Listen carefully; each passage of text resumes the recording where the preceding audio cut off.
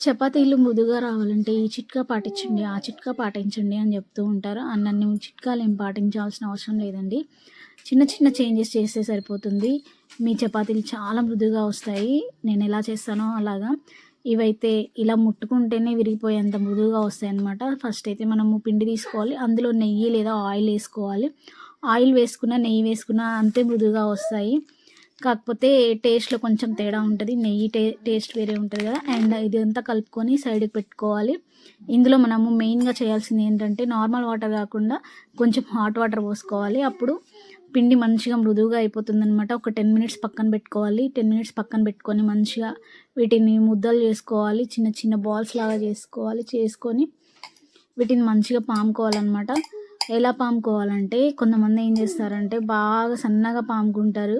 సన్నగా పాముకొని మంచిగా బాగా ఆయిల్ ఏస్తారు. అవి కాసేపటికి అప్పడాల్లాగా అయిపోతాయన్నమాట. సో, అలా చేయకూడదు ఎప్పుడు గూడా.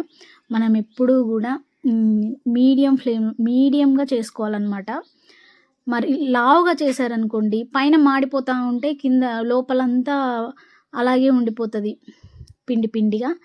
అందుకని మనం ఎప్పుడు గూడా మీడియంగా చేసుకోవాలన్నమాట. అండ్ మనం ఇంకోటి ఏంటంటే చిన్న చేంజ్ చేసుకోవాల్సింది ఈ మీడియం ఫ్లేమ్‌లో పెట్టుకోవాలండి.